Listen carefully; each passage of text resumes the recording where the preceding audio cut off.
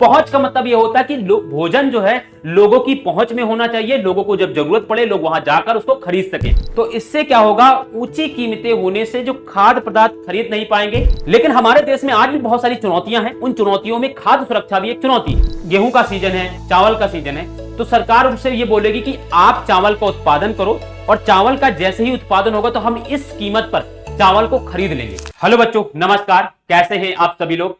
उम्मीद करता हूं कि आप सभी बहुत अच्छे होंगे और आप सभी की पढ़ाई अच्छे से चल रही होगी। मैं सुनील कुमार स्वागत करता हूं आपके अपने YouTube channel physics bye Pankaj sir में।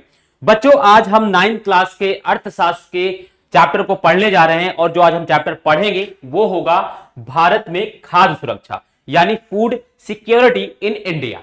ठीक है, तो भारत में खाद्य सुरक्षा नामक चैप्टर को आज हम पढ़ेंगे और ये चैप्टर जो है बच्चों यूपी, बिहार और सभी प्रकार के स्टेट बोर्ड्स के लिए क्या है, बहुत ज्यादा इंपॉर्टेंट है। ठीक है बच्चों, तो इस चैप्टर के अंदर कुछ चीजें हम ये समझेंगे कि खाद्य सुरक्षा क्या है या उसको सुनिश्चित कैसे करते हैं, किसकी जिम्मेदारी होती है और खाद्य सुरक्षा को लेकर कौन लोग ज्यादा चिंताजनक स्थिति में हैं। ये सारी चीजें बच्चों हम इस चैप्टर में पढ़ने वाले हैं।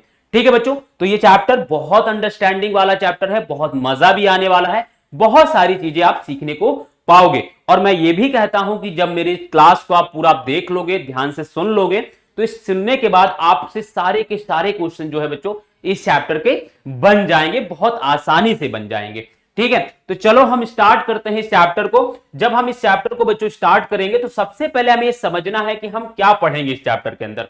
तो जब हम इस चैप्टर को, क्योंकि हम पढ़ ले भारत में खाद्य सुरक्षा, तो क्या क्या चीजें पढ़नी है। तो देखो, पहले हम ये जानेंगे कि खाद्य सुरक्षा क्या है बच्चों।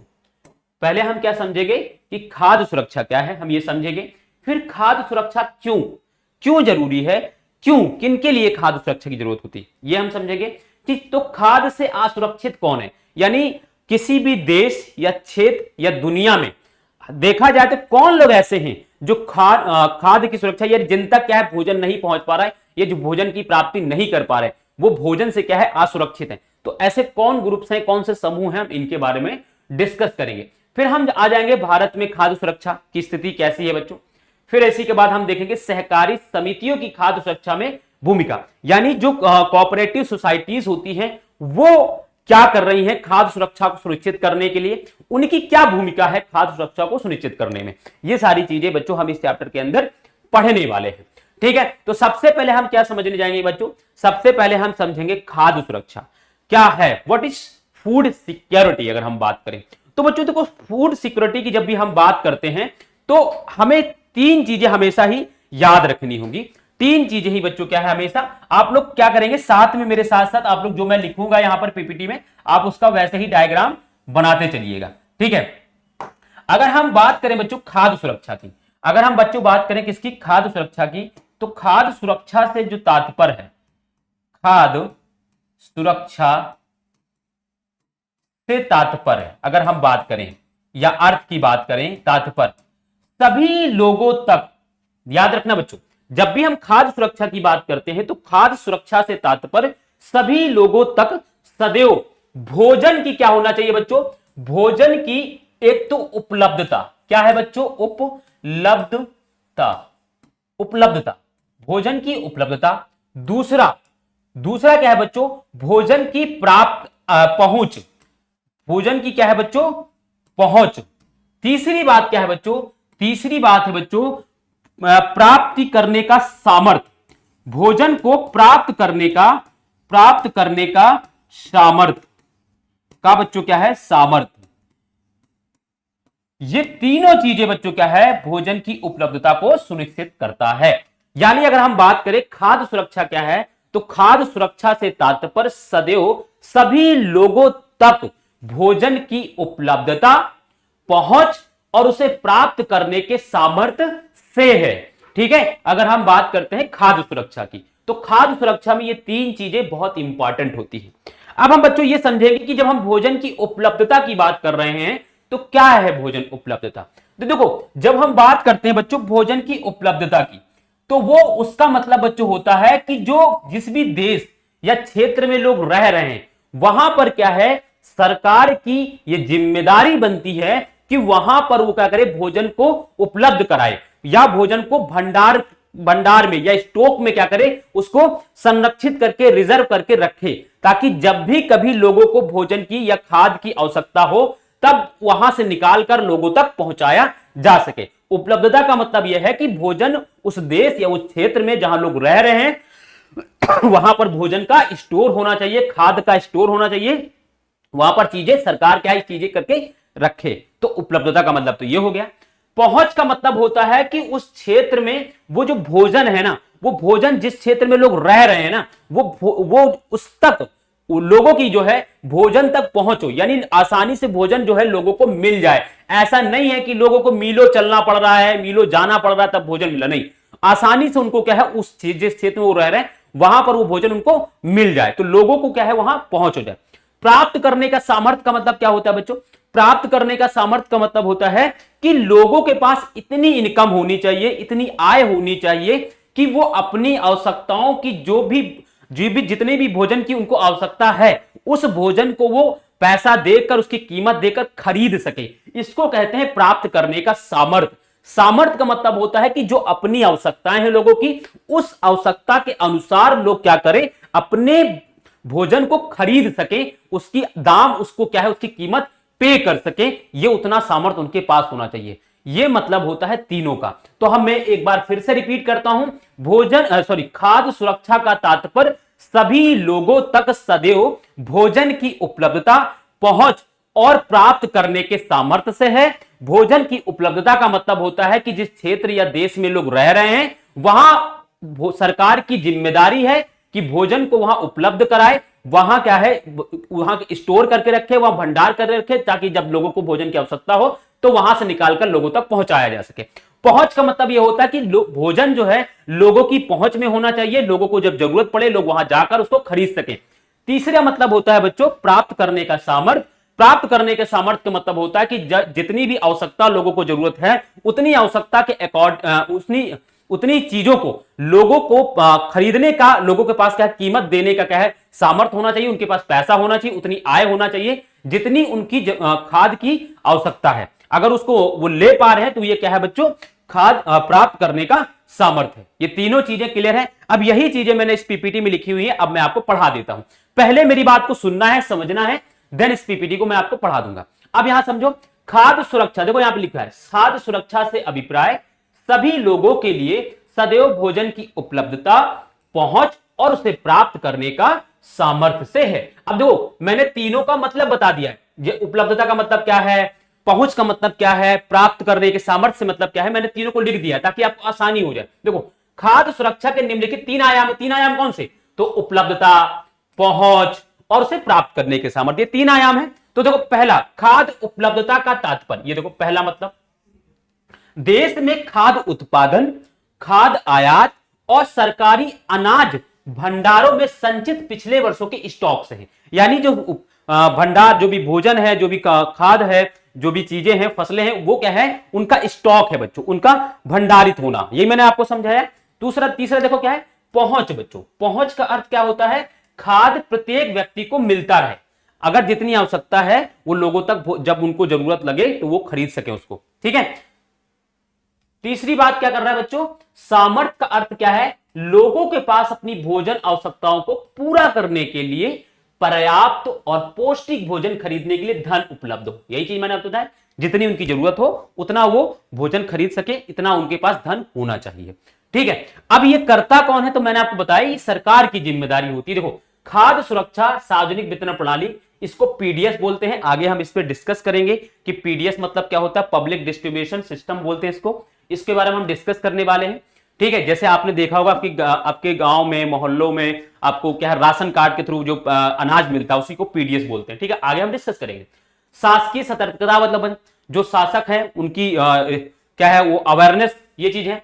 और खाद्य सुरक्षा की खतरे की स्थिति में सरकार द्वारा की गई कार्रवाई पर निर्भर करती है। मैंने आपको बताया खाद्य सुरक्षा किस पर निर्भर करती है, सरकार की रिस्पॉन्सिबिलिटी ये होती है कि वो खाद्य सुरक्षा को सुनिश्चित करे, लोगों तक भोजन को पहुंचाने की रिस्पॉन्सिबिलिटी किसकी है बच्चों, सरकार की है। तो ये चीज आपको क्लियर हो गई होगी। इसका भी आप क्या करोगे, पहले बच्चों इसका स्क्रीनशॉट लोगे, ठीक है। पहले इसका स्क्रीनशॉट लो, पहले खाद्य सुरक्षा से तात्पर्य क्या, इसका स्क्रीनशॉट ले लो। फिर इसके बाद बच्चों इसका स्क्रीनशॉट ले लो, ठीक है। फिर इसके बाद बच्चों इसका स्क्रीनशॉट ले लो, तीनों का स्क्रीनशॉट ले लो, फिर हम आगे बढ़ते हैं, ठीक है। क्लियर है, आगे बढ़े। चलो अब हम बात समझेंगे खाद्य सुरक्षा क्यों, ये खाद्य सुरक्षा जरूरी क्यों है बच्चों। क्योंकि बच्चों हर समाज में, ध्यान सुनना मेरी बात को, हर समाज में, हर देश में कुछ वर्ग ऐसे होते हैं जो अपनी आवश्यकता के अनुसार अपने लिए भोजन की उपलब्धता को सुनिश्चित नहीं कर पाते हैं, भोजन को प्राप्त नहीं कर पाते, या भोजन को प्राप्त करने का उनके पास उतना सामर्थ्य नहीं होता है। तो सरकार की या सरकारी जो भी और नागरिक समाज की जो संस्थाएं हैं, जिनमें हम गैर सरकारी संगठन कहते हैं, उनकी ये जिम्मेदारी, या वो इस जिम्मेदारी को वो खुद उठाते हैं, और उठाते हुए क्या करते हैं, वो लोगों तक या उस समाज तक या उस क्लास तक जिसके पास भोजन प्राप्त करने का सामर्थ्य नहीं है, उन तक क्या करते हैं, भोजन फ्री में, मुफ्त में पहुंचाते हैं। इसी का मतलब होता है खाद्य सुरक्षा क्यों का मतलब है कि जिनके पास भोजन नहीं है वहां तक किसकी जिम्मेदारी खाद्य सुरक्षा, खाद्य को सुनिश्चित करने का, तो सरकार का, ठीक है। तो देखो समाज का अधिक गरीब समूह तो हर समय खाद्य सुरक्षा से ग्रसित हो सकता है। मैंने बताया कि जो ऐसे लोग जो भोजन प्राप्त नहीं कर सकते, अब वो हर समय खाद्य सुरक्षा से ग्रसित है।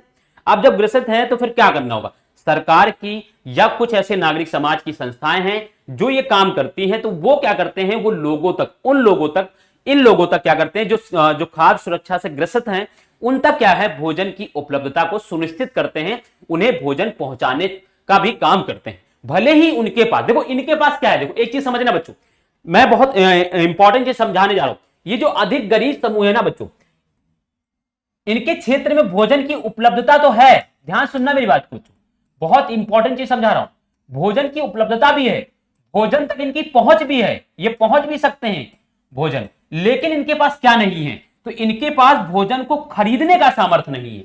क्योंकि जब तक आप पैसा पे नहीं करोगे तब तक आपको भोजन नहीं मिलेगा, आपको खाद्य सामग्री नहीं मिलेगी।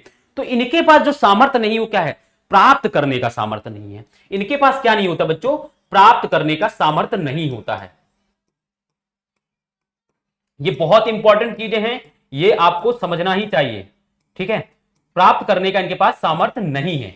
इसी सामर्थ्य नहीं होने के वजह से क्या है, ये खाद्य सुरक्षा से वंचित हो जाते हैं। तो सरकार क्या करती है, सरकार या नागरिक समाज की संस्थाएं, जिनको हम गैर सरकारी संगठन भी कह सकते हैं, वो क्या करती हैं, वो इन लोगों तक खाद्य को क्या है, खाद्य भोजन को क्या है, इन तक क्या है पहुंचाती हैं, मुफ्त में इन्हें क्या है भोजन देती हैं। तो ये क्या करती है, इससे क्या होता है, इनको खाद्य सुरक्षा, इनकी खाद्य सुरक्षा क्या है, सुनिश्चित हो जाती है। क्लियर है बच्चों। और भी बात समझो, कब जरूरत होती है खाद्य सुरक्षा की बच्चों, तो जब कभी किसी भी क्षेत्र में कोई भी ऐसी अकाल, कोई भी ऐसी कह सकते हो कि प्राकृतिक आपदा आ जाए, जैसे बाढ़ है, भूकंप है, सुनामी है, ठीक है, या मान लो अकाल पड़ जाए, सूखा पड़ जाए, इन सब परिस्थितियों में क्या होते हैं, उस क्षेत्र में उत्पादकता कम हो जाती है, भोजन की उत्पादकता नहीं, भोजन का कह सकते हो उत्पादन नहीं हो रहा है, ना के बराबर हो रहा है, भोजन वहां पर है नहीं, और वो लोगों के पास ऐसी कोई इनकम भी नहीं होती, जो लोग क्या है इस पूरी तरीके से फसल पर या चीजों पर डिपेंडेंट है, तो उनके पास इतनी इनकम भी नहीं होती कि वो भोजन को प्राप्त कर सके। तो इस समय भी क्या है, नागरिक समाज, भारतीय जो भी हमारे देश की, जो जिस किसी भी देश की सरकार है, वो देश की सरकार की ये उत्तरदायित्व बन जाता है, ये उनकी रिस्पॉन्सिबिलिटी बन जाती है कि उन तक क्या करे, खाद्य की सुरक्षा को सुनिश्चित करे, उन तक क्या है भोजन पहुंचाए बच्चों। इसीलिए बच्चों क्या है, खाद्य सुरक्षा क्या है, जरूरी है। ठीक है बच्चों, ये समझना है। जब देखो, जब देश में भूकंप, बाढ़, सुनामी, फसलों के खराब होने से पैदा हुए अकाल आदि राष्ट्रीय आपदाओं से, इसको राष्ट्रीय आपदा मत बोलो, आदि प्राकृतिक आपदाओं से, ठीक है, ये भी हम कह सकते हैं, प्राकृतिक आपदाओं से गुजर रहा हो, तो निर्धनता रेखा से ऊपर के लोग भी खाद्य असुरक्षा से ग्रस्त हो सकते हैं। ऐसी स्थिति में वो भी हो सकते हैं जो जिनके पास सामर्थ्य है पैसा फसल खरीदने, भोजन खरीदने का, खाद्य सुरक्षा को सुनिश्चित करने का, लेकिन भोजन है ही नहीं, भोजन वहां पर खाद्य है ही नहीं, तो फिर वो लोग भी क्या है खाद्य असुरक्षा की स्थिति में आ जाते हैं। अब उनको भी खाद्य सुरक्षा देना या खाद्य सुरक्षा तक लोगों की पहुंच बनाना, तो वो क्या है, सरकार की जिम्मेदारी बन जाती है। ठीक है बच्चों, ये बात क्लियर हो गई। तो अब हम आगे बढ़ जाएं, इसको अभी स्क्रीनशॉट ले लो। अब हम बात समझेंगे आपदा के समय खाद्य असुरक्षा कैसे प्रभावित होती। देखो समझो कैसे प्रभावित होती, इस चीज को समझना है बच्चों। देखो जब भी किसी भी देश में मान लो कोई प्राकृतिक आपदा आएगी, मान लो मैंने कहा कि सूखा, सूखा क्या है, एक प्राकृतिक आपदा है। मान लो किसी भी क्षेत्र विशेष में सूखा आ गया वहां पर, तो उससे क्या होगा, उससे उस क्षेत्र विशेष के फसल के उत्पादन में कमी हो जाएगी। पहली बात तो क्या होगा, जो भी फसल का उत्पादन है ना उसमें क्या है, गिरावट आ जाएगा। और जैसे ही फसल के उत्पादन में गिरावट आता है वैसे ही उस क्षेत्र विशेष के बच्चों बच्चों क्या होगा, वहां पर फसल की जो भी कीमत है, वो जो अगर हम खाद्यान्न की जो कमी के कारण क्या होगा, उसकी कीमत क्या है बच्चों, बढ़ जाएगी। कीमत जब बढ़ जाएगी तो समाज में कुछ वर्ग ऐसा है जो अधिक कीमत होने पर वो चीजों को नहीं खरीद सकता। तो इससे क्या होगा, ऊंची कीमतें होने से जो खाद्य पदार्थ खरीद नहीं पाएंगे। इससे क्या होगा, वो जो कमी कौन नहीं खरीद पाएगा, जो आर्थिक रूप से कमजोर लोग हैं वो क्या करेंगे, खाद्य पदार्थ को खरीद नहीं पाएंगे। अब जब खाद्य पदार्थ को जब वो खरीद नहीं पाएंगे तो होगा क्या, तो ऐसी स्थिति में क्या होगा, उस क्षेत्र में क्या होगा, भुखमरी की स्थिति आ जाएगी। और लंबे समय तक अगर ये भुखमरी की स्थिति बनी रही बच्चों, तो होगा क्या, अकाल और महामारी जैसी स्थिति आने का संभावना है। और अकाल और जब महामारी जैसी स्थिति बड़े पैमाने पर आ जाएगी तो बच्चों क्या होगा, फिर बहुत ज्यादा लोग खाद्य सुरक्षा से प्रभावित हो जाएंगे। अब ऐसे में सरकार की जिम्मेदारी बन जाती है कि वहां पर खाद्य सुरक्षा को सुनिश्चित करे। तो मैंने आपको समझा दिया कि कैसे कोई भी आपदा खाद्य सुरक्षा को प्रभावित करती है। तो मैंने आपको बताया कि एग्जांपल लिया कि मान लो किसी भी क्षेत्र में सूखा नामक एक प्राकृतिक आपदा आई, उस सूखा नामक प्राकृतिक आपदा के कारण क्या, उस क्षेत्र विशेष में क्या हुआ, फसल का उत्पादन गिर गया, उसमें गिरावट आ गई, जिसके वजह से जब उसके फसल में गिरावट आई तो उस क्षेत्र विशेष के खाद में क्या है, खाद्यान्न में गिरावट के कारण क्या है, उसकी कीमत क्या है, बढ़ जाएगी। कीमत बढ़ जाएगी तो कीमत बढ़ जाने के कारण बहुत सारे एक ऐसे लोग हैं, किसी भी देश में ऐसे लोग होते हैं जो आर्थिक रूप से बहुत कमजोर होते हैं, बढ़ी हुई कीमत के अकॉर्डिंग वो उस खाद्यान्न का पैसा, उस खाद्यान्न का भुगतान नहीं कर पाएंगे। वो भुगतान नहीं कर पाएंगे तो उसको खरीद नहीं पाएंगे। अब जब खरीद नहीं पाएंगे तो ऐसी स्थिति में क्या होगा, उस क्षेत्र में लोगों तक लोग भोजन नहीं खरीद पाएंगे, तो क्या होगा, भुखमरी की स्थिति आएगी। और अगर ये भुखमरी की स्थिति काफी लंबे समय तक चलती रही तो वहां पर अकाल और महामारी जैसी स्थिति भी डेवलप हो सकती है। अब यह स्थिति ना बने तो इसके लिए सरकार क्या करती है, जैसे ही किसी भी क्षेत्र विशेष में अकाल या सूखा या कोई भी प्राकृतिक आपदा आती है तो सरकार क्या करती है, वहां पर जिम्मेदारी उठाती है, और जिम्मेदारी उठाते हुए वहां पर पानी और भोजन की उपलब्धता सुनिश्चित करती है, लोगों तक भोजन को पहुंचाती है। ठीक है बच्चों, क्लियर है बात, आगे बात समझ में। तो किसी भी क्षेत्र में अगर आपदा आ रही तो कैसे वो भोजन को या खाद्य सुरक्षा को प्रभावित करती है, ये बात आपको क्लियर हो गई होगी। ठीक है, मैं इसको पढ़ भी दे रहा हूं, फिर आप इसको और अच्छे समझ जाओगे। देखो, प्राकृतिक आपदा जैसे सूखे के कारण खाद्यान्न की कुल उपज में गिरावट आती है, खाद्यान्न में गिरावट आ गई, जिससे प्रभावित क्षेत्रों में अनाज की कमी हो जाती है। अब ठीक है, सीधी सी बात है। फिर देखो, खाद्यान्न की कमी से कीमतों में वृद्धि हो जाती है, कीमत बढ़ जाएगी बच्चों, जाहिर सी बात है। फिर क्या होगा, कुछ लोग ऊंची कीमतों पर खाद्य पदार्थ नहीं खरीद सकते क्योंकि वे आर्थिक रूप से कमजोर होते हैं, तो वो नहीं खरीद पाएंगे तो क्या होगा, उन तक भोजन नहीं प्राप्त पहुंच पाएगा। जब नहीं पहुंच पाएगा, अगर आपदा अधिक देर तक रहे तो भुखमरी की स्थिति बन जाएगी, लोग भोजन को नहीं खरीद पाएंगे। व्यापक भुखमरी से अकाल की स्थिति बन सकती है, ये बात हो गई। और अकाल के दौरान बड़े पैमाने पर महामारियों तथा भुखमरी से मौतें होती हैं। तो ये क्या है, ये किसी भी क्षेत्र में, किसी भी देश में आपदा के समय ये स्थिति बन सकती है। ठीक है बच्चों, इसके बाद क्या है, इसका भी क्या करो, आप स्क्रीनशॉट ले लो। चलो आगे बढ़े। फिर हम देखेंगे बच्चों, खाद्य से असुरक्षित कौन है, मतलब कौन से किसी भी देश में कौन से ऐसे समूह होते हैं जो खाद्य सुरक्षा से बहुत ज्यादा प्रभावित होते हैं, या जिनको भोजन जो है प्राप्त नहीं हो पाता आसानी से। तो इनके बारे में हम क्या करेंगे बच्चों, डिस्कस करने वाले हैं। ठीक है, अब देखो यहां पर भूमिहीन, पहले लोग कौन है, पहला कौन है बच्चों, मैं आपको नंबरिंग भी करते चलूंगा ताकि आपको आसान हो जाए थोड़ा सा। देखो पहला नंबर कौन है, वो है भूमिहीन। भूमिहीन बच्चों, भूमिहीन कौन से, या तो भूमिहीन और या ऐसे जो थोड़ी बहुत अथवा नगण्य भूमि पर निर्भर है। ऐसे लोग जिनके पास भूमि है भी तो बहुत कम है, या बिल्कुल है ही नहीं, ऐसे लोग हैं। फिर क्या करें, पारंपरिक दस्तकार, दूसरे कौन लोग हैं, पारंपरिक दस्तकार। पहले कौन लोग हैं, तो पहले भूमिहीन, या एक तो एक ऐसा वर्ग है जिनके पास भूमि है ही नहीं, दूसरा जिनके पास है भी तो बहुत कम। ठीक है, तीसरा क्या है बच्चों, दस्तकार, ठीक है। पारंपरिक दस्तकार, दस्तकार मतलब जैसे जो गांव में आप लोग देखा होगा तो आपने बहुत सारे लोग बर्तन बनाने वाला, कारीगरी करने वाले जो छोटे मोटे ये लोग होते हैं, ठीक है। फिर पारंपरिक सेवाएं प्रदान करने वाले लोग, ठीक है, ये हो गए। अपना छोटा मोटा काम करने वाले कामगार और निराश्रित तथा भिखारी, ये सबू ऐसे हैं जो हमेशा ही खाद्य से असुरक्षित में अपने आप को महसूस करते हैं। इनके पास भोजन को प्राप्त करने का सामर्थ्य नहीं होता और इसीलिए क्या है, भोजन की समस्याओं से क्या है, हमेशा जूझते रहते हैं। तो ये ग्रुप हो गया।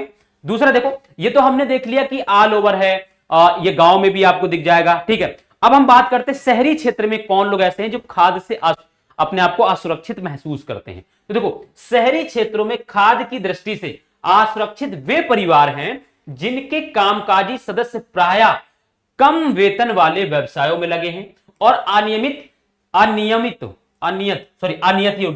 अनियत श्रम बाजार में काम करते हैं। मतलब ऐसे लोग जिनकी इनकम कम है, जिनकी आय डेली वेजेस जो है बहुत कम है, एक तो वो लोग हैं। दूसरा वो लोग हैं जो अनियत काम करते हैं, मतलब यह है कि इनको मान लो आज काम मिला, कल काम नहीं मिलेगा, परसों मिला तो फिर 2 दिन बाद फिर काम नहीं मिलेगा।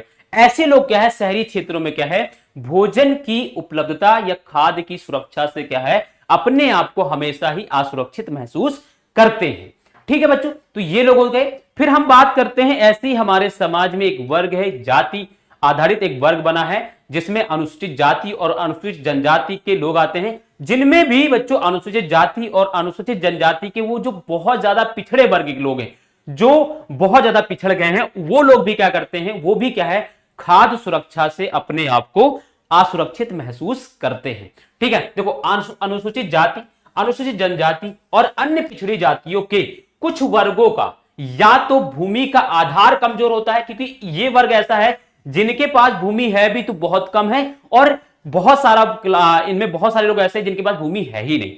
ठीक है, तो ये क्या है बच्चों, फिर उनकी भूमि की उत्पादकता बहुत कम होती है। तो ये लोग क्या है बच्चों, ये लोग अपने आप को क्या करते हैं, भोजन की उपलब्धता से या खाद्य सुरक्षा से अपने आप को असुरक्षित महसूस करते हैं बच्चों। तो इनमें अनुसूचित जाति, अनुसूचित जनजाति और अन्य पिछड़े वर्गों के वो लोग जिनके पास या तो भूमि नहीं है या है भी तो उसकी उत्पादकता बहुत कम है या उस भूमि बहुत कम है, इसकी वजह से क्या है, ये लोग अपने आप को खाद्य सुरक्षा से असुरक्षित महसूस करते हैं। और देखो कौन है बच्चों, तो खाद्य असुरक्षा से ग्रस्त आबादी का बड़ा भाग गर्भवती या दूध पिला रही महिलाओं तथा 5 वर्ष से कम उम्र बच्चों का है। ये भी ऐसे लोग हैं जो खाद्य असुरक्षा, इसमें कौन लोग हैं, तो इसमें भी वही लोग हैं जो अनुसूचित जाति की महिलाएं हैं, अनुसूचित जनजाति की महिलाएं हैं, या अनुसूचित जाति के बच्चे हैं, या अनुसूचित जनजाति के बच्चे हैं, या अन्य पिछड़ा वर्ग के बच्चे हैं, या और जो आर्थिक रूप से कमजोर वर्ग के लोग हैं, वो लोग क्या है बच्चों, उस वर्ग की बच्चों महिलाएं और बच्चे, जो गर्भवती महिलाएं हैं और जो छोटे बच्चे हैं, वो क्या करते हैं, उनको, अब देखो खाद्य सुरक्षा का मतलब क्या होता है, भोजन की प्राप्ति का मतलब यह नहीं कि भोजन आपने कोई भी भोजन खा लिया, आपके लिए भोजन पौष्टिक भी होना चाहिए, वो ताकि शरीर के ग्रोथ में, क्योंकि शरीर के ग्रोथ के लिए क्या जरूरी है, पौष्टिक भोजन। तो जो गर्भवती महिलाएं होती हैं तो उनके लिए जरूरी होता है कि भोजन भले ही कम हो लेकिन पौष्टिक भोजन हो, तो पौष्टिक भोजन तक क्या है, इनकी पहुंच नहीं होती। अब ये कौन लोग होते हैं, तो बच्चों ये वही लोग होते हैं जो आर्थिक रूप से कमजोर हैं, जो अनुसूचित जाति, अनुसूचित जनजाति और अन्य पिछड़े वर्गों में जो बहुत ज्यादा कमजोर वर्ग के लोग हैं, वो क्या है, उनके घरों की महिलाएं, जो गर्भवती महिलाएं हैं और उनके घर के जो छोटे छोटे बच्चे, वो पौष्टिक भोजन क्या है, उन तक क्या है प्राप्त पहुंच नहीं पाता है, और इसकी वजह से क्या है, उनका शारीरिक और मानसिक ग्रोथ जो है वो सही तरीके से नहीं हो पाता है। ठीक है, तो ये भी बात आपको समझ में आनी चाहिए। ठीक है, फिर इसके बाद आदिवासी और सुदूर क्षेत्र। सुदूर क्षेत्र मतलब बहुत दूर में, बहुत कोने में बसते लोग, जहां तक उन तक भोजन आसानी से पहुंचाना आसान नहीं होता है। ठीक है, तो आदिवासी, जो भी आप, आदिवासी का मतलब कौन है, तो वो लोग जो जंगलों में रहते हैं, जिनका जीवन यापन जंगलों पर डिपेंड है, ठीक है, वो लोग आदिवासी क्षेत्र। और प्राकृतिक आपदाओं से बार बार प्रभावित होने वाले क्षेत्र, ये क्षेत्र है ना, ठीक है, में खाद्य की दृष्टि से असुरक्षित लोगों की संख्या आनुपातिक रूप से बहुत अधिक है। तो ये ऐसे लोग हैं, या ऐसे हमारे देश में या किसी भी देश में ये क्लास या ये समूह ऐसा है जो हमेशा ही बच्चों क्या है, खाद्य की सुरक्षा से अपने आप को असुरक्षित महसूस करता है। यहां पर एक बात और भी आपको ध्यान में रखना चाहिए मेरे लाल और लालियों, कि जब हम खाद्य असुरक्षा की बात करते हैं तो भोजन का मतलब होता है पौष्टिक भोजन, जो किसी भी व्यक्ति के शारीरिक और मानसिक विकास में एक महत्वपूर्ण भूमिका निभाता है। अगर उस व्यक्ति को पौष्टिक भोजन नहीं मिल रहा है, तब भी वो क्या है, खाद्य सुरक्षा से अपने आप को असुरक्षित रखे हुए है, एक तरीके से आप ये कह सकते हो। ठीक है, बात क्लियर हो गई। आगे हम बढ़ जाते हैं। इसका आप लोग क्या करो, एक बार स्क्रीनशॉट ले लो। ठीक है,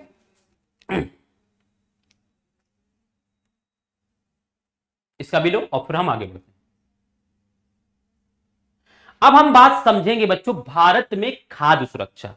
भारत में खाद्य सुरक्षा की जब हम बात करेंगे बच्चों, तो हमें यह समझना होगा कि भारत ने किस तरीके से अपने देश के लोगों को के लिए खाद्य सुरक्षा को सुनिश्चित किया। बच्चों एक चीज समझना है कि हम 15 अगस्त 1947 से पहले तक, यानी जब तक हमारा भारत आजाद नहीं हुआ था, हमारा देश आजाद नहीं हुआ था, उससे पहले तक हम अंग्रेजों के गुलाम थे, यानी हम कह सकते हो अंग्रेजों के उपनिवेश हुआ करते थे।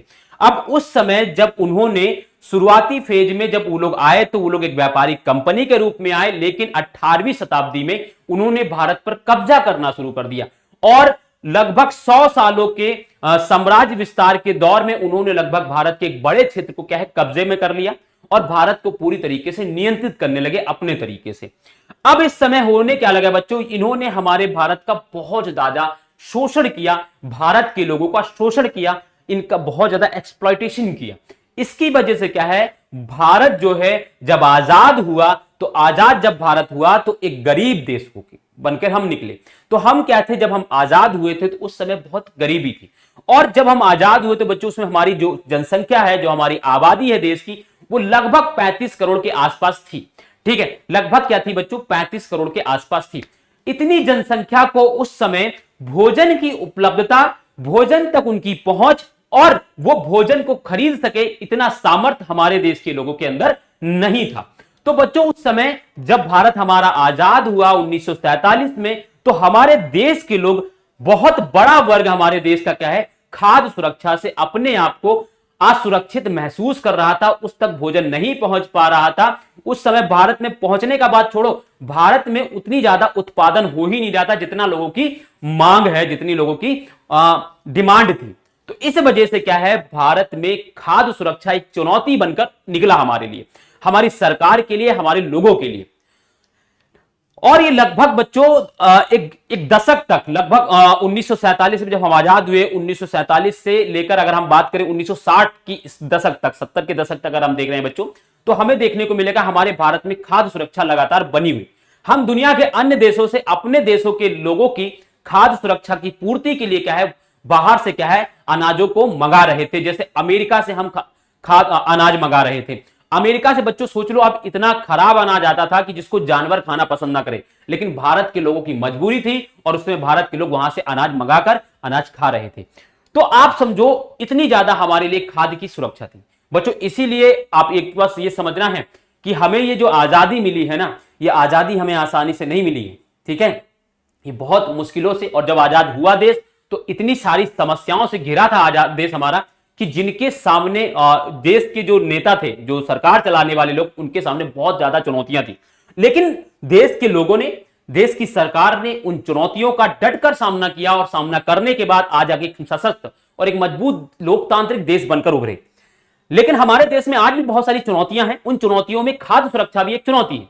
और मैंने आपको बताया कि 1960 के दशक तक, अगर आप 1960 के दशक तक आप देखोगे तो भारत में खाद्य सुरक्षा की चुनौतियां बनी रही।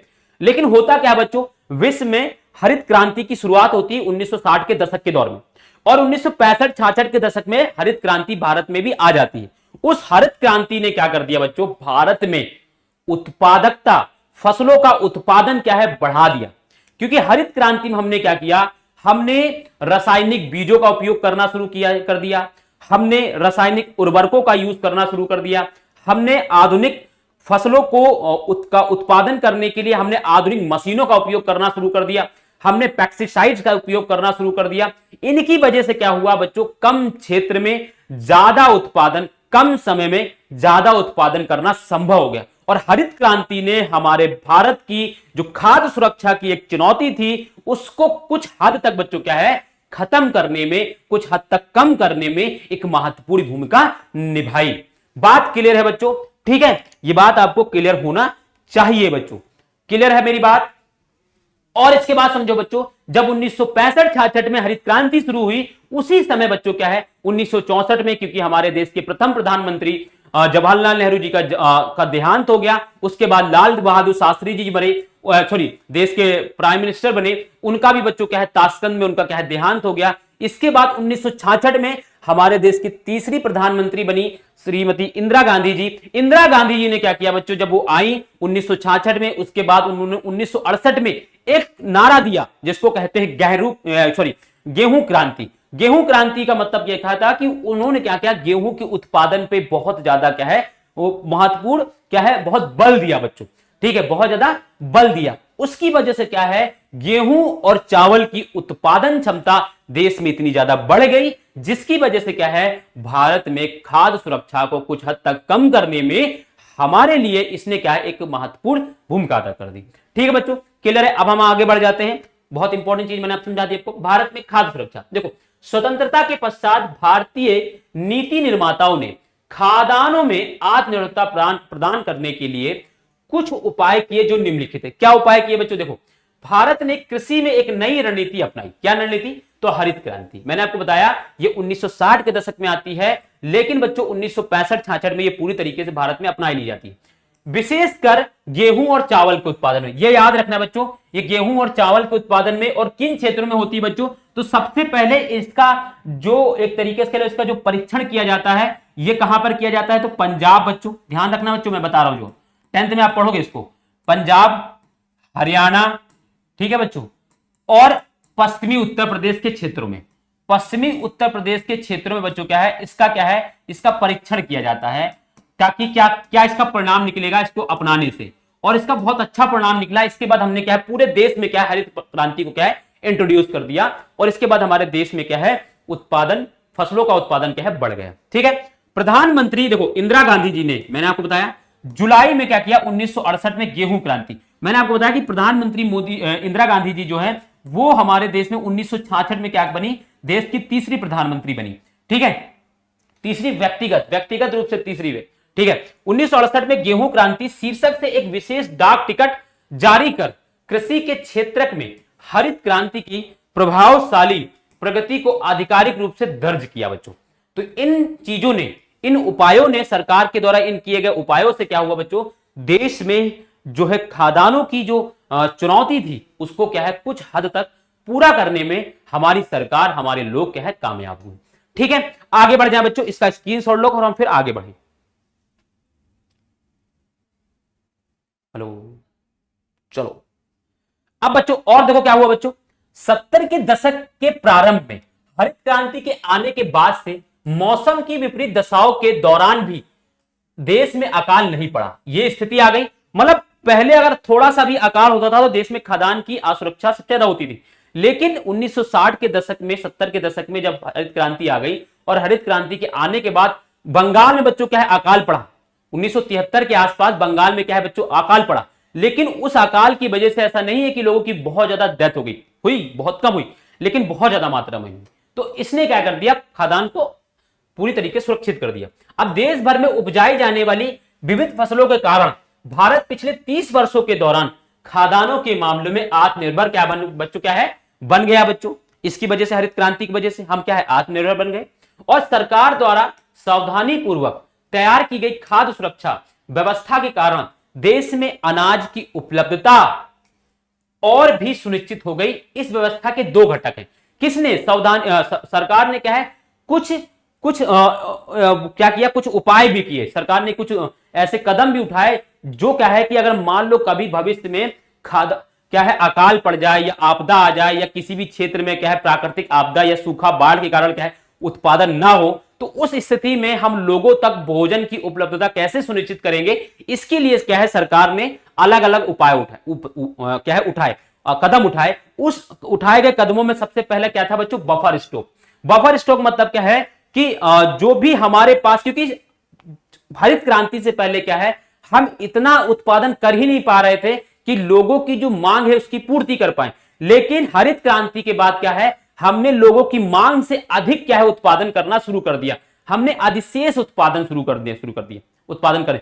तो उस अधिशेष उत्पादन का हमने क्या करने लगे, हम जितनी मांग होती थी लोगों तक उतनी तो पहुंचा देते थे, और जो बचता था उसको हमने क्या किया, बफर स्टॉक में, यानी उसको हमने भंडारित करना, संरक्षित करना, रखना शुरू कर दिया, ताकि कभी भी या किसी भी क्षेत्र में क्या है, अगर अकाल, प्राकृतिक आपदा जैसी कुछ स्थितियां आती हैं तो उस संरक्षित या उस स्टॉक भंडार के भोजन को या खदान को क्या है, हम उस क्षेत्र में क्या है आसानी से पहुंचाए, ताकि उनको क्या है खाद्य की सुरक्षा को क्या है न उठाना पड़े। ठीक है, तो ये चीजें करने के लिए क्या है सरकार ने बफर स्टॉक बनाया। सार्वजनिक वितरण प्रणाली से क्या हुआ बच्चों, उन तक भोजन पहुंचाने की सरकार ने जिम्मेदारी उठाई जो भोजन को तक जिनकी पहुंच भी है, भोजन उनके लिए उपलब्ध भी है, लेकिन वो भोजन को खरीद नहीं सकते, उनके पास भोजन को खरीदने का सामर्थ्य नहीं है।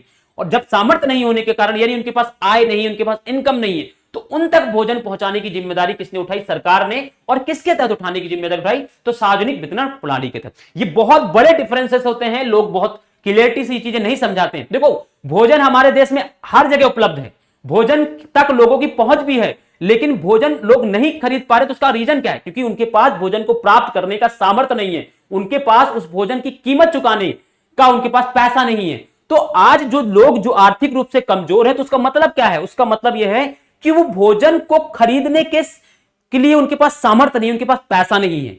और उन तक भोजन, उनको फ्री में, मुफ्त में भोजन पहुंचाने की जिम्मेदारी सरकार ने उठाई है। और वो कैसे कर रही है, या बहुत कम पैसों में सरकार क्या कर रही है, उनको भोजन दे रही है। तो वो किसके तहत, सार्वजनिक वितरण प्रणाली के तहत। ये थोड़े थोड़े से डिफरेंस होते तो हैं, और इतना अगर ऐसे समझोगे तो आपके दिमाग में क्लियरिटी होगी ये चीजों। ठीक है, चलो आप क्या करोगे, इसका भी स्क्रीनशॉट लोगे और फिर हम आगे बढ़ेंगे। चलो, अब हमने बफर स्टॉक की बात करेंगे बच्चों। बफर स्टॉक क्या है बच्चों, देखो, भारतीय खाद्य निगम, ये क्या है बच्चों, एक संस्था है जिसको एफसीआई कहते हैं, फूड कोऑपरेटिव इंडिया, है ना, एफसीआई बोलते हैं।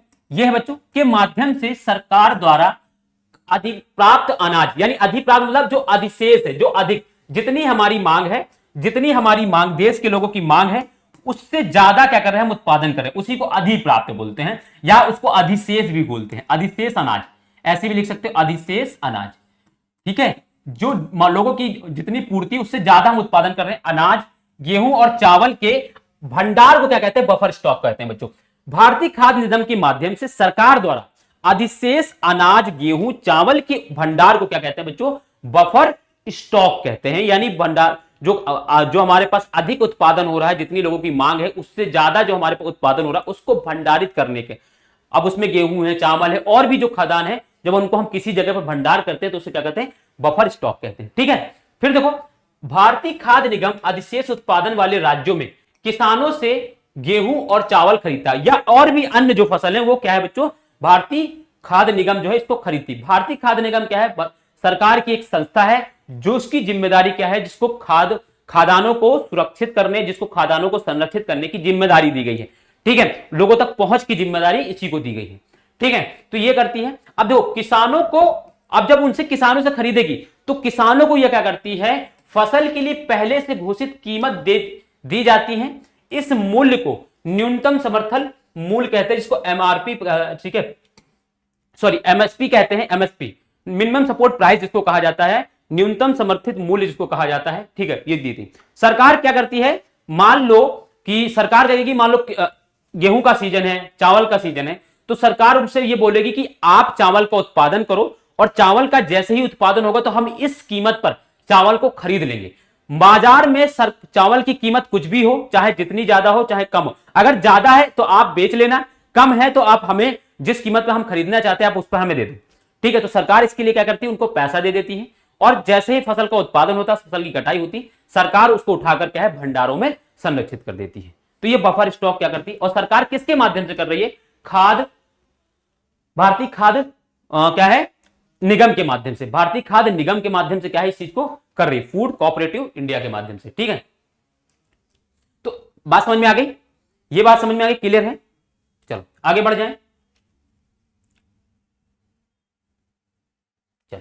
अब सार्वजनिक वितरण प्रणाली के बारे में हम समझेंगे। सार्वजनिक वितरण प्रणाली के माध्यम की बात हम करेंगे। देखो सार्वजनिक वितरण प्रणाली क्या है, यह भी भारतीय खाद्य निगम ही इसको भी करता है। भारतीय खाद्य निगम क्या करता है, जो अधिशेष प्राप्त जो उसने किसानों से जो अनाज खरीदा था, किसानों से जो उसने गेहूं चावल और भी जो अनाज खरीदे उसको भंडार किया। भंडार करने के बाद क्या करता है, वो जो अनाज है वो कहां तक पहुंचाता है, वो राशन की दुकानों पर पहुंचाएगा। राशन की दुकानों पर जब वो पहुंचेगा तो फिर राशन की दुकानें क्या करती है, जो गरीब लोग हैं उन तक क्या है वो भोजन को अनाजों को क्या है उनको जो है उनको क्या है देगी। अब वो कैसे मिलता है, तो वो मिलेगा उनकी जिनके पास राशन कार्ड है। कौन सा, तो बिलो बीपीएल है, एपीएल है, एवं पॉवर्टी लाइन है, बिलो पॉवर्टी लाइन है, ठीक है, इन लोगों को क्या है ये अनाज जो है मिलता है। ठीक है, देखो भारतीय खाद्य निगम द्वारा अधिप्राप्त अनाज को सरकार विनियमित राशन दुकानों के माध्यम से समाज के गरीब वर्गों में वितरित करती है। इसे सार्वजनिक वितरण प्रणाली या पीडीएस कहते हैं, पब्लिक डिस्ट्रीब्यूशन सिस्टम कहते हैं। ठीक है, ये करती है बच्चों। ठीक है, बात समझ में आ गई। मतलब जो भारतीय खाद्य निगम ने जो अनाज किसानों से खरीदा था उस अनाज को क्या करती है, वो राशन की दुकानों तक में क्या है समाज के गरीब वर्गों को वितरित करने के लिए प्रदान कर देती है, और इसी को क्या बोलते हैं, पीडीएस सिस्टम कहते हैं। और राशन की दुकानें क्या करती है, गरीब लोगों को जिनके पास राशन कार्ड होते हैं, जिनको पास APL ration card BPL ration card होते हैं, वो उनको जाकर क्या कर सकते हैं, पीडीएस या राशन की दुकानों से राशन खरीद सकते हैं। ठीक है, अब अधिकांश क्षेत्रों जैसे गांव है, कस्बों और शहरों में राशन की दुकानें हैं। देश भर में लगभग, देखो मैंने आपको डाटा भी दिया है, लगभग 5.5 लाख क्या है बच्चों, राशन की दुकानें हैं। राशन की दुकानें क्या है बच्चों, हैं। अब बच्चों चीज समझना है, जैसे इस समय राशन जो दिया जा रहा है, मेरी जहां तक जानकारी है उसके अकॉर्डिंग गेहूं, ध्यान सुनना बच्चों, गेहूं है, चावल है, ठीक है, ये दिया जाता है, और साथ में कुछ और भी दे दिया जाता है समय समय पर, लेकिन ये दो चीज जो कंपलसरी कर दिया सरकार ने।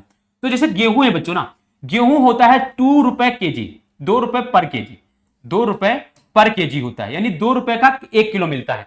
चावल जो होता है बच्चों लगभग 3 रुपए पर केजी होता है, 3 रुपए पर केजी होता है। तो सोचो इतना सस्ता मिलता है ये पीडीएस के थ्रू, इतना सस्ता मिलता है। ठीक है, और लॉकडाउन के समय और लॉकडाउन के बाद सरकार ने क्या है, मुफ्त में अनाज दिया था, मुफ्त में अनाज दिया था, कोई भी पैसा नहीं ले। अभी जो ले रही है वो 2 रुपए पर केजी चावल पर ले रही है और 3 रुपए किलो पर केजी चावल दे रही है।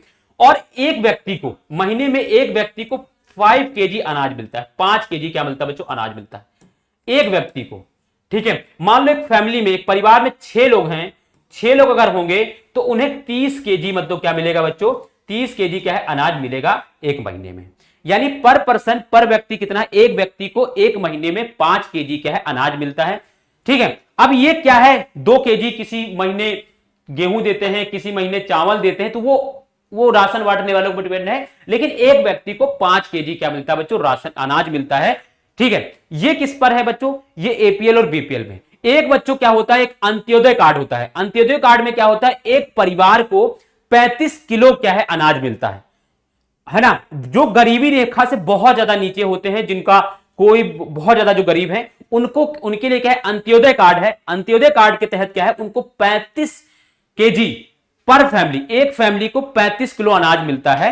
ठीक है बच्चों, एक फैमिली को, अब उसमें 4 लोग हो चाहे 5 लोग, उसमें क्या है उनको 35 केजी क्या है अनाज मिलता है। ठीक है, अब बात समझ में आ गई। देखो यहां पर राशन कार्ड रखने वाला कोई भी परिवार प्रति माह इनकी एक अनुबंधित मात्रा मैंने आपको बता दी, जैसे 35 केजी किलोग्राम अनाज। ये किसके तहत मैंने बताया आपको, अंत्योदय कार्ड अलग होता है, एपीएल और बीपीएल कार्ड अलग होता है, और अंत्योदय एक अलग कार्ड होता है। उस कार्ड के तहत जो भी कार्ड धारक लोग हैं, जो भी अंत्योदय कार्ड धारक लोग हैं, उनको कितना मिलता है, उनको 35 केजी अनाज मिलता है। उनके परिवार में चाहे 4 लोग हो चाहे 3 लोग हो, निकटवर्ती राशन की दुकान से खरीद सकते हैं। ठीक है, आप लोग गांव में रहते होंगे तो आपको पता होगा कि आसानी से आप लोग गांव में जाकर उन राशन की दुकानों से खरीद सकते हैं राशन।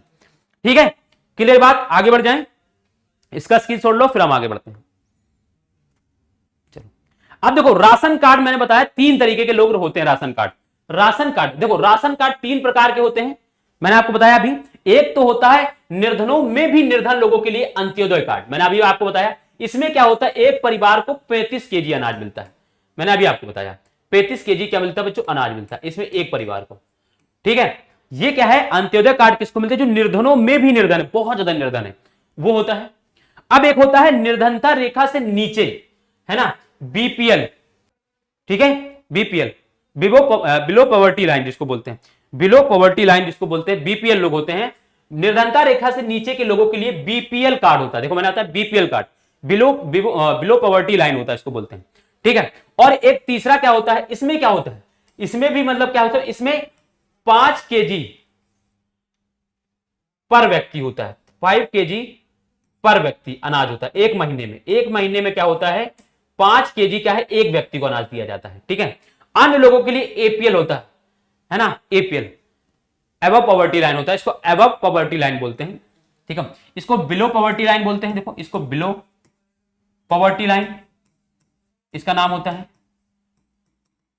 और इसको क्या बोलते हैं, एबव पॉवर्टी लाइन, यानी जो गरीबी रेखा से ऊपर है, एबव पॉवर्टी लाइन है। जो क्या है बच्चों, गरीबी रेखा से क्या है, ये ऊपर है, ये क्या है, गरीबी रेखा से ऊपर है, और ये गरीबी रेखा से नीचे है। अब ये गरीबी रेखा कैसे डिसाइड की जाती है, तो एक तो आय के अकॉर्डिंग डिसाइड की जाती है, ठीक है, एक तो उपभोग के अकॉर्डिंग डिसाइड की जाती है, ठीक है। ये दो तीन तरीके होते हैं जिसके माध्यम से हम क्या किसी व्यक्ति की गरीबी रेखा को क्या है सुनिश्चित करते हैं, बताते हैं कि कौन कितना गरीब है। जैसे आय के अकॉर्डिंग क्या है, ठीक है, उपभोग के अकॉर्डिंग ऐसा है कि जो जैसे शहर में रहने वाला व्यक्ति अगर वो 2100 कैलोरी अगर एक दिन में 2100 कैलोरी अगर एक दिन में भोजन कंज्यूम नहीं कर रहा है तो वो गरीबी रेखा से नीचे आ रहा है, ठीक है। और गांव में अगर 2400 कैलोरी से नीचे अगर कर रहा है अगर कंज्यूम, तो वो क्या करेगा बच्चों, वो भी क्या है गरीबी रेखा से नीचे आएगा। तो ये एक मतलब क्या है, उपभोग का माध्यम, आय का माध्यम ऐसे ही होता है, ठीक है। एक व्यक्ति अगर एक गांव में अगर एक व्यक्ति 800 रुपए नहीं कमा रहा है, 800 रुपए नहीं कमा रहा है, तो वो गांव गरीबी रेखा से नीचे है, और शहर में अगर 1000 रुपए नहीं कमा रहा तो वो गरीबी रेखा से नीचे है। ये आय और उपभोग के माध्यम से क्या है, किसी भी देश में गरीबी रेखा को सुनिश्चित किया जाता है, बताया जाता है कि कौन गरीब है कौन गरीब नहीं, ठीक है। क्लियर है बात ये। तो इसका भी क्या करो, एक बार आप स्क्रीनशॉट लो, फिर हम आगे बढ़ते हैं।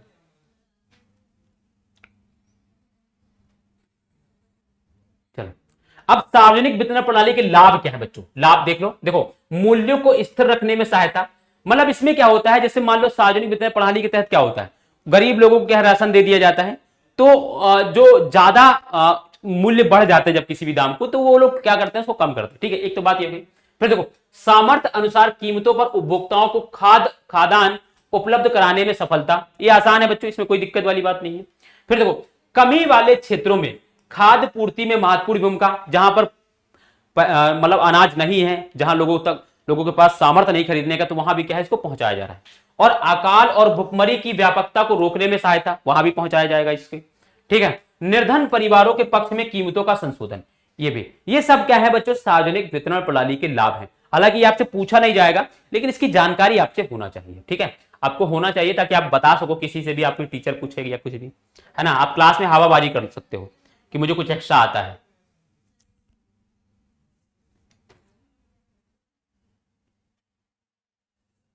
सहायकी, सब्सिडी क्या होता है बच्चों, देखो सब्सिडी बच्चों क्या होती है, सरकार प्रदान करती है। सरकार बच्चों क्या करती है, सब्सिडी प्रदान करती है। उसमें किसमें प्रदान करती है, तो बच्चों देखो, सहायकी, जिसको सब्सिडी वह भुगतान है जो सरकार द्वारा किसी उत्पादक को बाजार कीमत की अनुपूर्ति के लिए किया जाता है, ठीक है। मतलब ये समझना है कि जब हम मान लो कोई भी वस्तु है, ठीक है, कोई भी वस्तु है, अब उस वस्तु की कीमत बहुत ज्यादा है, अब वो अगर बाजार में जाएगी तो लोग उसको खरीद नहीं पाएंगे, लोगों के पास ना सामर्थ्य नहीं होगा, तो सरकार क्या करती है, जो उत्पादक होता है, जो भी उस सामान को बनाने वाला लोग होते हैं, उनको क्या करता है, उनको सरकार सब्सिडी देती है। और जब उनको सब्सिडी देती है तो वो क्या करते हैं, वो उस उत्पाद का जो बाजार में लेके आते हैं, उसकी कीमत क्या है, वो कम कर देते हैं, और जिसकी वजह से वो जो उत्पाद है वो लोगों तक आसानी से पहुंच जाता है, लोग उसको आसानी से खरीद सकते हैं, ठीक है। बात समझ में आ गई। सब्सिडी मतलब सहायकी क्या होती है, जब बाजार कोई भी सामान है बच्चों, जब वो कोई भी उत्पादक जब उसको बना रहा है, तो वो क्या करता है, उस उत्पाद सरकार क्या करती है, उसको उस पर क्या है, सब्सिडी या उसको कुछ रियायत दे देती है, ठीक है, उसको कुछ पैसा दे देगी कि आप इसको बना लो, इसका पैसा आप हमें मत देना वापस, लेकिन आप क्या करो, इसको बनाने में आपको ज्यादा पैसा लग रहा है, ज्यादा समय लग रहा है, लेकिन आप हमसे पैसा ले लो, लेकिन आप जब बाजार में इसको लेकर जाओगे, जब बेचोगे, तो उसकी कीमत कम रखना ताकि लोगों तक उसकी पहुंच हो। जैसे बच्चों यूरिया है, यूरिया पर सरकार लगातार क्या करती है, सब्सिडी देती। यूरिया उत्पादक जितने भी लोग हो उनको सब्सिडी दी जा रही है, ठीक है। क्यों? क्योंकि यूरिया महंगा है, यूरिया महंगा भी है और यूरिया जरूरी भी है। अगर यूरिया किसानों तक नहीं पहुंचेगा तो फसल का उत्पादन कम होगा, इसीलिए सरकार क्या कर रही है, उस पर सब्सिडी दे रही। सब्सिडी किसे दे रही है? किसानों को नहीं दे रही। एक बात हमेशा याद रखना, किसान बेवकूफ बनते रहते हैं कि उनको सब्सिडी नहीं, जो यूरिया का उत्पादन करने वाला व्यक्ति है ना, जो भी, उनको सरकार क्या करती है, सब्सिडी देती है, ताकि वो सब्सिडी की, जो यूरिया की कीमत कम रखे, और कीमत कम रहेगी तो सरकार, जो किसान है उन तक आसानी से पहुंच, किसान क्या करेगा, उनको आसानी से मिल जाएगी। तो ये चीज होता है, ठीक है। सहायकी से घरेलू उत्पादकों के लिए ऊंची आय कायम रखते हुए उपभोक्ता कीमतों को कम किया जा सकता है, ठीक है। ऊंची आय कायम रखते हुए उपभोक्ता कीमतों को कम किया जा सकता है, ठीक है बच्चों, क्लियर है बात ये। मतलब सब्सिडी से अगर हम बात करें घरेलू उत्पादकों के लिए, जो ऊंची आय कायम रखते हुए उपभोक्ता कीमतों को कम किया जा सकता है। मतलब जैसे ये मान लो ऊंची आय है, लेकिन इसको सब्सिडी जैसे ही दिया जाता है किसी भी उत्पाद में, उसकी कीमत क्या है, कम हो जाती, और फिर जो उपभोक्ता है, जो भी खरीदने वाला लोग, उसको खरीद सकता है आसानी से। ये मैं आपको समझा रहा था अभी तक, ठीक है। तो इसका भी क्या करो, स्क्रीनशॉट ले लो। फिर हम क्या करें बच्चों, आगे बढ़ जाए। चलो, अब राशन की दुकानों को चलाने में आई समस्याएं, क्या समस्याएं आती बच्चों, देखो ये बहुत इंपॉर्टेंट टॉपिक है, ठीक है। इसको देखो, राशन की दुकानें चलाने वाले लोग अनाज को अधिक लाभ कमाने के लिए खुले बाजारों में बेचते हैं। कैसे बेचते हैं? मतलब जैसे उनको बेचा गया, उनको दिया गया है, उनको सार्वजनिक वितरण प्रणाली के तहत उनको भेजा गया है राशन दुकानों को, राशन कि आप लोगों को देखो, लेकिन वो क्या करते हैं, राशन की चोरी करते हैं। चोरी कैसे करते हैं बच्चों? जो वो तोलने वाला जो सामान होता है ना, जो भी मशीन है, उसमें पता नहीं वो किस तरीके से कांटा फिट कर देंगे कि आपको, अगर मान लो एक व्यक्ति है जिसको 18 केजी मिल रहा है, ठीक है, 18 केजी मिल रहा है, 18 केजी देंगे आपको, लेकिन जब आप उसको कहीं पर पिसवाने जाओगे अनाज को, गेहूं को, तो वो 16 किलो निकलेगा, 16.5 केजी निकलेगा, यानी 1-1.5 किलो के लिए क्या है, कम हो जाता है। अब वो 1 किलो जो मार रहे हैं ना, उसकी चोरी कर रहे हैं। अब वो चोरी क्या करते हैं, वो उसको खुले बाजारों में बेच देते हैं। उसको क्या करते हैं, खुले बाजारों में। कहीं कहीं पे तो इतनी धांधली होती है कि लोगों से राशन कार्ड ले लिया, उनको 18 किलो चढ़ा दिया, लेकिन उनको 10 किलो दिया और 8 किलो खुद रख लिए, और 8 किलो क्या कर रहे हैं, वो बाजार में बेच रहे हैं। एक तो ये काम कर रहे हैं ये लोग, चोरी वाला काम कर रहे हैं। फिर देखो, राशन की दुकानों पर घटिया अनाज की बिक्री होती है, एकदम थर्ड क्वालिटी का चावल मिलता है। आप मतलब जो भी चावल दिया जाता है सरकार के द्वारा, मैं बुराई नहीं कर रहा हूं, कान पकड़ रहा हूं भाई, ठीक है। तो लेकिन जो अनाज होता है वो थर्ड क्वालिटी का, एकदम बेकार क्वालिटी का होता है, एकदम जो चावल होंगे एकदम टूटे टूटे चावल होंगे, ठीक है, तो वो चीज होता है। फिर देखो, राशन की दुकानों पर उचित समय पर ना खुलकर, ठीक है, कभी कभार खुलते हैं। मतलब उनका समय होगा कि महीना के 20 दिन दुकानें खुलती हैं, खुलनी होनी चाहिए, लेकिन वो नहीं खुलेंगी। वो महीने में 5 ही दिन खुलेंगी, हफ्ते भर खुलेंगी। अब हफ्ते भर में जितना बांटा बाकी बचा वो क्या करेंगे, होलसेल में बेच देंगे। ये करती है एक समस्या। ये घटिया अनाज की बिक्री नहीं होती है तो भारतीय खाद्य निगम के गोदामों में विशाल स्टॉक जमा हो जाता है, ठीक है, जो भी, तो उसी को क्या करते हैं, ये राशन दुकानों तक पहुंचाते हैं। फिर निर्धनता रेखा से ऊपर वाले परिवार खाद्यान्न की कीमत में बहुत कम छूट के कारण इन चीजों की खरीदारी नहीं करते हैं। तो ये भी आती है बच्चों, ये खरीदारी नहीं करते हैं, ठीक है। चलो आगे बढ़े, इसका स्क्रीनशॉट लो, फिर हम आगे बढ़ते हैं।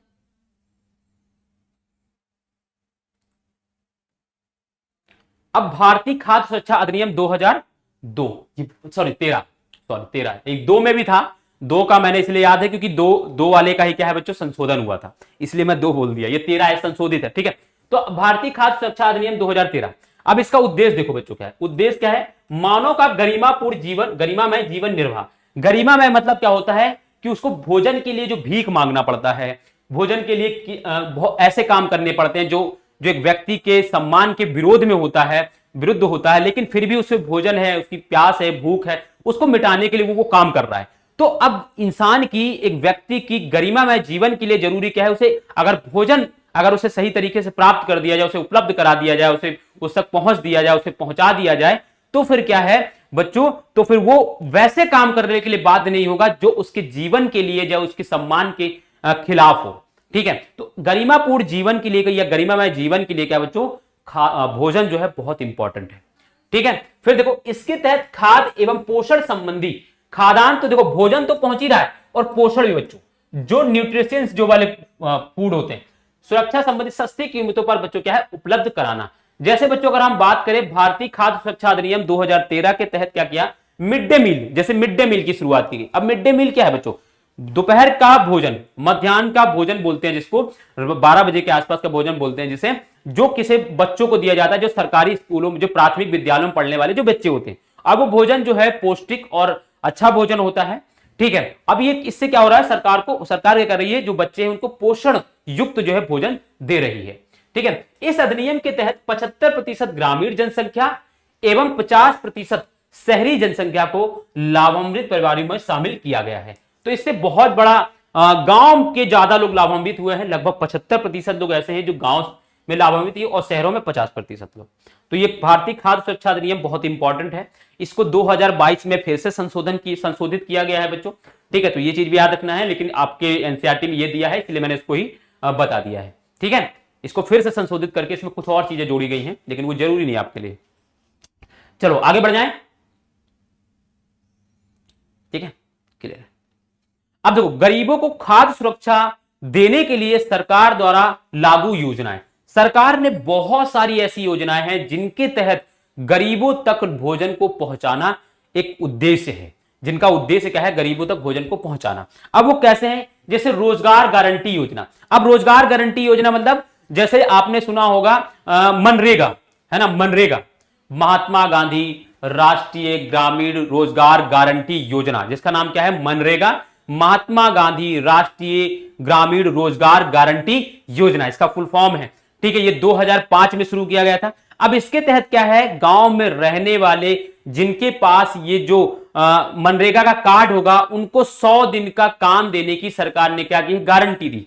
अब सोचो अगर एक व्यक्ति के पास 100 दिन का काम होगा, जो जिसकी मजदूरी क्या है, जिसकी न्यूनतम मजदूरी क्या है, मिलती है। ठीक है। अब उस 100 दिन के काम से क्या है, उसके पास पैसा आएगा और वो क्या करेगा, अपने लिए क्या है, भोजन खरीद सकता है। तो जो रोजगार गारंटी योजना है ये क्या है, महात्मा गांधी राष्ट्रीय ग्रामीण गारंटी योजना, जिसके तहत क्या किया जा रहा है, जिसके तहत 100 दिन का काम क्या है लोगों को दिया जा रहा है। ठीक है। दोपहर का भोजन मैंने आपको बताया जिसको मिड डे मील कहता है। ये क्या है बच्चों, ये प्राथमिक विद्यालयों में, स्कूलों में बच्चों क्या है, बच्चों को दिया जा रहा है, जिसमें दोपहर का भोजन होता है। जैसे बहुत सारे गांवों के बच्चे हैं, क्या होता है वो इसीलिए पढ़ने जाते हैं क्योंकि उनको भोजन रात दोपहर में भोजन मिलता है। मतलब वो मैंने गांव में कई लोगों को ऐसा सुना है कि बच्चे पढ़ने इसलिए जाते हैं कि उनको भोजन, बैग में उनके कॉपी नहीं होगी, बैग में उनके पेन नहीं होगा, पेंसिल नहीं होगा, लेकिन बैग में उनके क्या होगा, तो एक थाली होगी, एक क्या होगा, एक गिलास होगा। थाली और गिलास लेकर वो जाते हुए, बजाते हुए, बैग में रखते हुए बजाते हुए जाएंगे और वहां 12 बजे टुकड़ेंगे। जैसे उनको खाना मिलता है वो 9 11 हो जाते हैं। उसके बाद टीचर हेरते रहता है, हेरते मतलब समझो मतलब ढूंढते रहता है उनको, और वो मिलेंगे नहीं, वो गायब हो जाते हैं। 2-4 बच्चे ऐसे थे जो खाना खाने तक रुकते हैं, भोजन खाया नहीं कि वो 9 11 हो जाते हैं।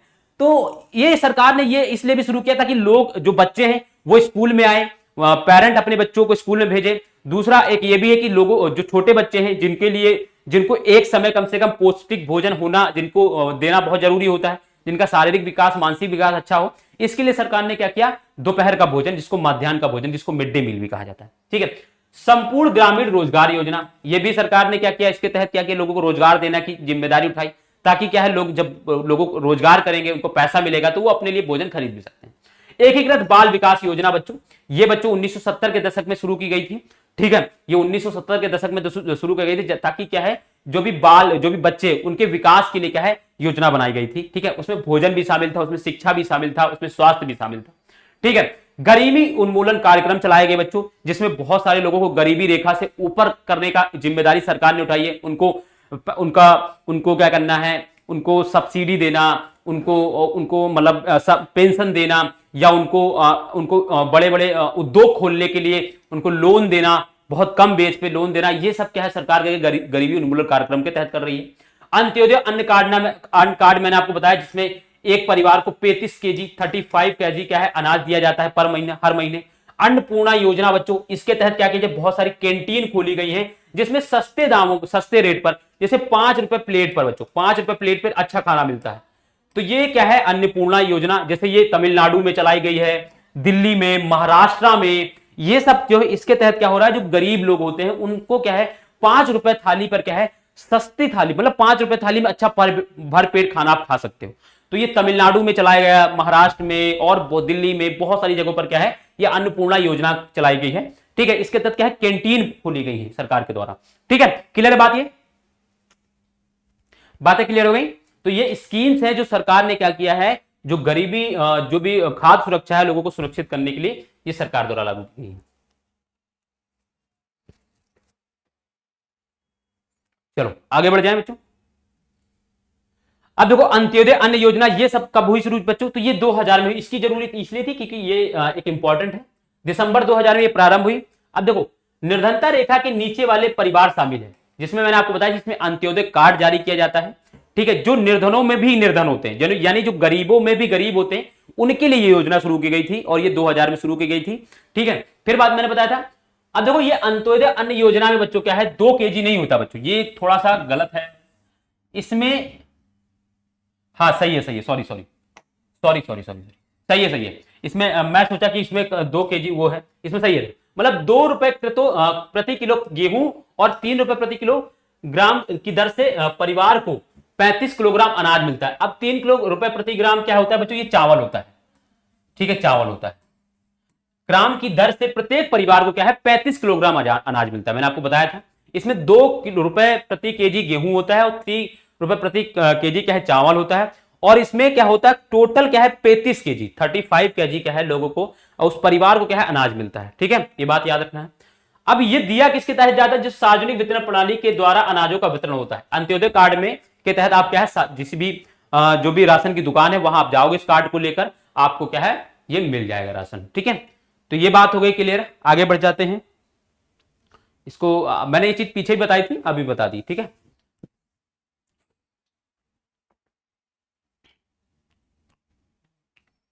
आगे बढ़े। चलो अब हम समझेंगे सहकारी समितियों की खाद्य सुरक्षा में भूमिका। बच्चों देखो सहकारी समितियां क्या है बच्चों, ये कोऑपरेटिव सोसाइटी होती है। आगे आप नेक्स्ट 10th क्लास का एक चैप्टर है बच्चों, उसमें पढ़ोगे, उस चैप्टर में सहकारी समितियों के बारे में पढ़ोगे। देखो सहकारी समिति क्या होती है, लोगों द्वारा 10 15 20 लोगों का एक समूह होता है, वो 15 20 समूह लोग मिलकर क्या है उस सहकारी समिति को चलाते हैं। और उनका उद्देश्य क्या होता है, गरीब लोगों को रोजगार देना, उनकी खाद्य की सुरक्षा, उनको सस्ते दामों पर ऋण देना, ये सब काम क्या होता है सरकारी समितियों का होता है, सॉरी सहकारी समितियों का होता है। अब ये सहकारी समितियां क्या कर रही है, खाद्य को सुरक्षित करने में कैसे इंपॉर्टेंट रोल प्ले कर रही है हम इसको समझेंगे। जैसे देखो भारत में सहकारी समितियों में भी खाद्य सुरक्षा में एक महत्वपूर्ण भूमिका निभा रहे हैं। जैसे सहकारी समितियां निर्धन लोगों को खाद्यान्न की बिक्री हेतु कम कीमत वाली दुकानें खोलती हैं। जैसे अगर आप एग्जांपल है तो तमिलनाडु, देखो मैंने उदाहरण दिया है, तमिलनाडु में जितनी राशन की दुकानें हैं उनमें करीब 94% यानी 94% सहकारी समितियों के माध्यम से चलाई जा रही हैं। मतलब जितनी भी राशन की दुकानें हैं वो सरकार नहीं चला रही, उसको कौन चला रही है, सहकारी समितियां चला रही। और लगभग 94% दुकानें, और ये दुकानें क्या है बहुत सस्ते दामों पर क्या है मैंने आपको बताया 2 केजी प्रति किलो के दर पर क्या है आपको गेहूं मिलता है और 3 केजी प्रति किलो के दर से क्या है आपको चावल मिलता है। तो ये क्या कर रही है, ये काम कर रही है। अब ये कीमत क्या है, ये देखो अब मान लो कि गेहूं की कीमत क्या है बाजार में कितनी है, अगर आप चले जाओ तो सॉरी चावल की कीमत अगर हम बात करें तो बाजार में कितनी है, तो 50 60 65 70 120 ऐसे चले जाओ ऊपर ही, और कहां 3 रुपए किलो और कहां 50 रुपए। अब ये क्या कर रही है, ये बाजार की कीमत को संतुलित करने में एक महत्वपूर्ण भूमिका निभा रही कि नहीं निभा रही बच्चा। ठीक है, तो ये बात हो गई। देखो और दिल्ली में बच्चों मदर डेयरी, ये बहुत इंपॉर्टेंट है। मदर डेयरी उपभोक्ता, जैसे जहां पर मैं रहता हूं उसी के पास में भी एक मदर डेयरी है।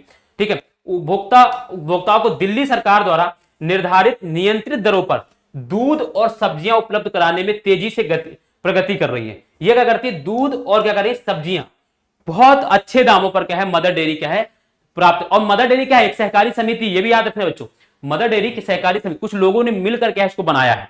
ठीक है, और ये क्या करी लोगों को पहले सिर्फ मदर डेयरी क्या कर रही थी, पहले सिर्फ दूध दे रही थी, दूध को लोगों तक पहुंचा रही थी।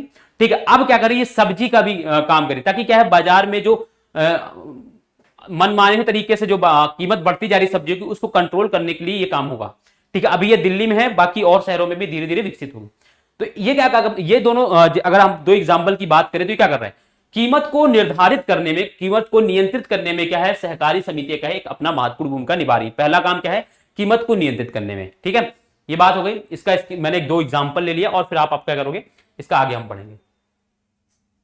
ठीक है, ऐसी बच्चों क्या देखो, महाराष्ट्र में एकेडमी ऑफ डेवलपमेंट साइंस ने विभिन्न क्षेत्रों में अनाज बैंकों की स्थापना के लिए गैर सरकारी संगठनों के नेटवर्क में क्या किया, सहायता की।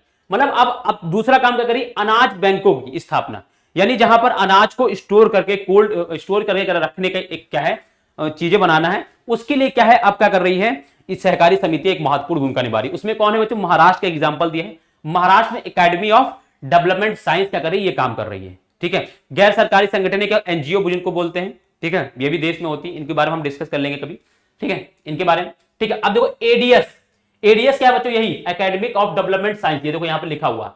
और गैर सरकारी संगठनों हेतु खाद्यान्न सुरक्षा के विषयों में प्रशिक्षण और क्षमता निर्माण कार्यक्रम संचालित करती। तो दूसरा काम क्या कर रही है, खाद्य सुरक्षा के विषय में बच्चों क्या कर रही है, प्रशिक्षण। तीसरा काम क्या है, प्रशिक्षण और क्षमता निर्माण कार्यक्रम संचालित करना। यह भी क्या है, सरकारी जो भी सहकारी समिति वो कर रही है। सहकारी समितियां क्या है, कीमतों को नियंत्रित करने में भूमिका निभा रही हैं, अनाज को भंडारित करने के लिए बच्चों अनाज बैंकों की स्थापना कर रही हैं। तीसरा काम क्या कर रही है, खाद्यान्न को सुरक्षा को सुनिश्चित करने के लिए बच्चों क्या करें, प्रशिक्षण और क्षमता निर्माण क्या है, कार्यक्रम संचालित करें। तो ये तीन मोटे मोटे काम क्या कर रही है, सहकारी समितियां क्या खाद्य सुरक्षा को सुनिश्चित करने के लिए कर रही है बच्चों। आप शॉर्ट में इसको लिख सकते थे ताकि कभी कोई एग्जाम आता है तो आप इसको एग्जाम्पल के थ्रू देकर क्या है, आप इसको लिख लोगे आराम से। ठीक है, पहला काम क्या है, बाजार की कीमतों को नियंत्रित करने के लिए क्या है, एक भूमिका निभा रही है। दूसरा, अनाज को भंडारित करने के लिए क्या है, अनाज बैंकों की स्थापना कर रही है। तीसरा क्या है, खाद्यान्न सुरक्षित करने के लिए या खाद्यान्न की सुरक्षा को सुनिश्चित करने के लिए बच्चों क्या प्रशिक्षण और क्षमता निर्माण क्या है, कार्यक्रम चला रही है। ये तीन है और मैंने दो तीन एग्जाम्पल भी दे दिए। तमिलनाडु क्या कर रहा है, तमिलनाडु की सहकारी समितियां जो है 94% तक की जो भी राशन कार्ड दुकानें हैं वो लगभग वही चला रहे हैं। फिर मैंने दूसरा एग्जाम्पल मदर डेयरी का दिया, जो दूध और सब्जियां क्या है बच्चों दिल्ली वाले जैसे क्षेत्रों में क्या है बहुत अच्छे दामों पर प्रोवाइड कर रही है। एक तो ये हो गया। फिर मैंने महाराष्ट्र के एकेडमिक ऑफ डेवलपमेंट साइंस का एग्जाम्पल लिया जो क्या कर रही है, अनाज बैंकों की स्थापना कर रही है। और यही क्या है, महाराष्ट्र के academic of development of science जो अगर हम बात करें जो संस्था है, यही क्या कर रही है, यही खाद्यान्न सुरक्षा को सुनिश्चित करने के लिए प्रशिक्षण क्षमता कार्यक्रम निर्माण भी चला रही है। ठीक है, तो ये सारी चीजें क्या है, सहकारी समितियां क्या है कर रही है बच्चों। ये बहुत इंपॉर्टेंट है, इस चीज को समझना है। ठीक है, क्लियर है बात बच्चों।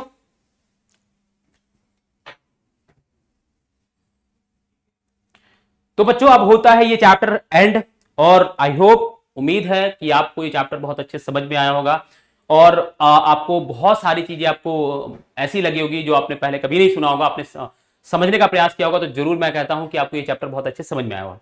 तो बच्चों इसी के साथ हम मिलेंगे नेक्स्ट क्लास को, तब तक के लिए अपना ध्यान रखना। और हाँ, जाने से पहले एक बात और, जो भी बच्चे नए हैं जिन्होंने अभी तक चैनल को सब्सक्राइब नहीं किया है तो प्लीज चैनल को सब्सक्राइब कर लें, वीडियो को लाइक करें, कमेंट करें और दूसरे तक ये वीडियो को जरूर पहुंचाएं।